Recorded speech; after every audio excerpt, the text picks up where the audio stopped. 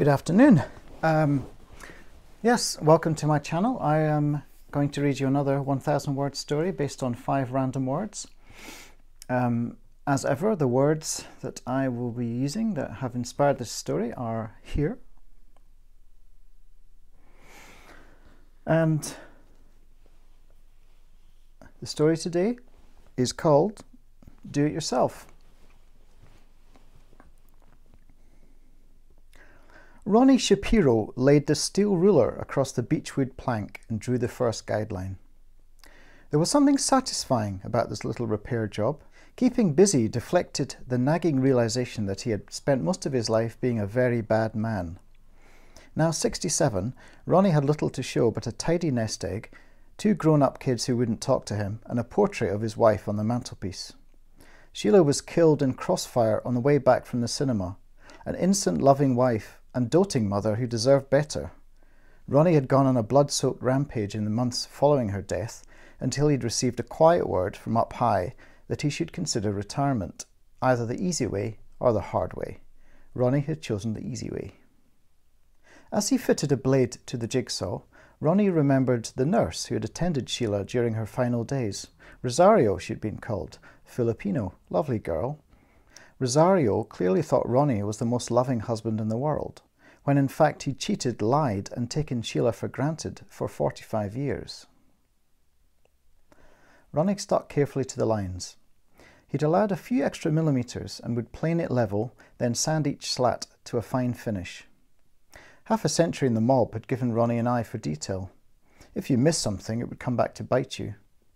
When the Flanagans had shot his wife after the movie premiere in Leicester Square, he'd thrown all caution to the wind. Melvin the furrier had been the obvious leak. Sheila had seen Melvin recently, requesting something for the screening. Melvin had been one of the few who'd known about the premiere. He must have told the Flanagans. Ronnie had intended to administer a beating, but when he'd seen the cornucopia of needles, threads, feathers and beads to hand, he'd got creative. Melvin had confessed everything, including wearing his wife's panties, but not before Ronnie had made him swallow half the shop. Melvin had died in agony, throwing up on Ronnie's shoes as he hemorrhaged internally.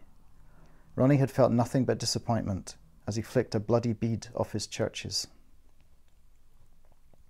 Such reminiscences gave no pleasure at all. He was tired and sickened by what Sheila's murder had reduced him to. A year on, Ronnie led a quiet life in a pretty Cotswold village, where he'd begun to write his memoir. It couldn't be published during his lifetime, but it felt cathartic to write everything down. Once he'd finished, in a couple of days, he'd drop it in a jiffy bag to his son, with instructions not to open it until his passing. Ronnie went into the house to make a cuppa, and saw a shadowy figure behind the frosted glass of his front door. He tensed instinctively, but the bell rang and a voice shouted, "Amazon!" Ronnie had ordered some books online. However, when he opened the door, the nervous-looking delivery man was carrying a box that was far too small and light and had clearly been resealed. Attention to detail. Kids these days just didn't have it. "I need a signature," the kid said. He couldn't be much over 20. An initiation, that's what this is. Why couldn't they just leave him be? "I'll get my reading glasses," Ronnie replied. "Just a minute." He could slam the door in the kid's face, but that would alert him, and he was young enough to be fast. Ronnie turned, walked into the hall, and then ran back out to the shed. The gun was in the drawer with the screwdrivers. An old revolver. Fuck, it wasn't loaded. Something hit him in the back, pushing him into the cabinet. He turned, striking out with the empty gun, hitting his attacker square in the face. A lucky blow. It was also fortunate he'd worn the posture harness. Its stiff webbing had deflected the blade. The kid hadn't even brought a gun. Bold, but foolish. The fucker was stealthy, mind. "What do you want?" Ronnie shouted as he advanced. The youngster was scrambling to his feet. "I'm out of the game, you nonce." "You shouldn't go blabbing your business to shopkeepers," his attacker said. Mr. Katecha in the corner shop. Ronnie had made one vague comment about settling down to write his book. He'd forgotten that the currency in a small town is gossip. The gang had evidently been keeping an eye on him. The young man was standing again, brandishing his blade.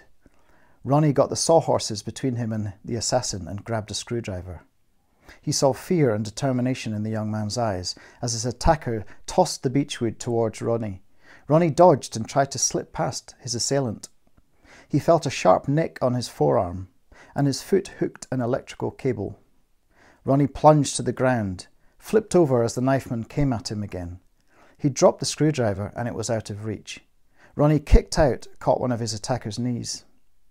That bought him just enough time to follow the cable out towards the jigsaw. It was still plugged in. As the young man fell on him, knife in both hands, Ronnie sliced him across the neck with the whirring, serrated blade. A jigsaw will make short work of a jugular. Ronnie found himself drenched in blood as he hauled himself out from under the spasming body.